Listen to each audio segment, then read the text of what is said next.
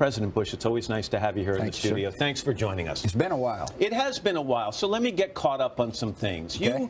You took office in 2001 after an extremely contentious election, controversial end to that. The Supreme Court decided it. The nation was incredibly divided. How would you compare the divisions we faced then to what there's been times where we've been divided. I remember growing up as a kid, and when I got out of college, we were really divided. And it requires a lot of people coming together to try to make us united. But there's enormous division right now, and although President Trump has said he hopes to unify the country, have you in the first month seen him do or say anything that, in your opinion, would be an attempt to heal the wounds of the election? Well, first of all, there's only been 1 month in office, and so it's he's got 4 years. Secondly, I think you have to take the man for his word that he wants to unify the country, and we'll see whether he's able to do so. It's hard to unify the country, though, with the news media being so split up.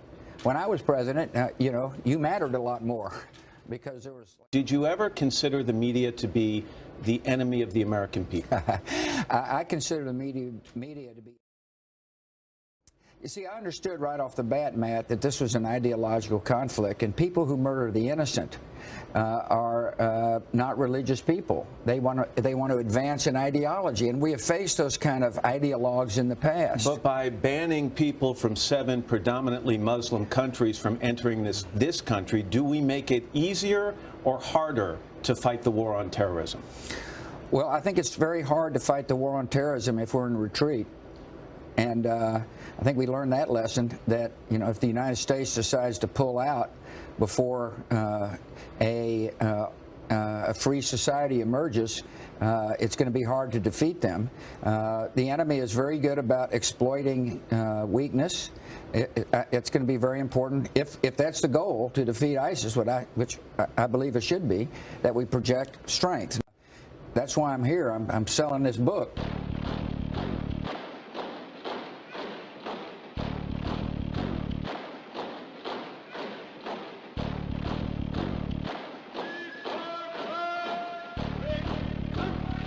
And I believe we're developing tools within the Constitution to do so. Some people in this country want to get rid of them, and they're wrong. They're wrong. You can't expect me and people in this government to do what we need to do to protect you and your family if we don't have the tools that we think are necessary to do so. And you said within the law, and yet you admitted that there were these CIA secret facilities.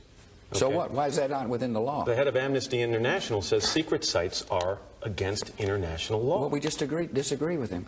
And plus, my job is to protect you. And most American people, if I said that we had who we think's the mastermind of the 9/11, they would say, why don't you see if you can't get information out of him without torturing him, which is what we did. Were you made personally? My job is to protect this country, Matt. And I'm going to, within the law. And it gets second-guessed all the time by people who don't live in the United States. But let me remind you, September the 11th for them was a bad day. For us, it was a change of attitude. These alternative methods you talked about in terms of extracting information from these suspected terrorists, were you made personally aware of all of the techniques that were used, for example, against the Khalid Sheikh Mohammed, and did you approve all of those techniques? I told our people, get information without torture, and was assured by our Justice Department that we were not torturing. It's been reported that with Khalid Sheikh Mohammed, he was what they call waterboarded. I'm not going to talk about techniques that we use on people. One reason why is because we don't want the enemy to adjust.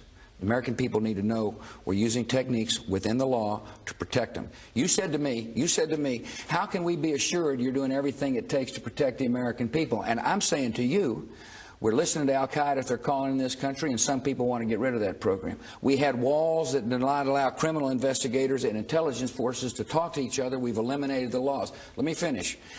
But one of the best source, according to those who are on the front lines of protecting the American people, is when we pick up somebody off of a battlefield, that we interrogate them within the law to get data. And I would strongly urge people to look at that speech I gave, because I declassified classified information to show how important the information we got from whom we think is the mastermind of the September the 11th attacks. I don't want to let this within the law issue slip, though. I mean, if in fact there was waterboarding used with Khalid Sheikh Mohammed, and for the viewers, that's basically you strap someone to a board and you make them feel as if they're going to drown. You put them underwater.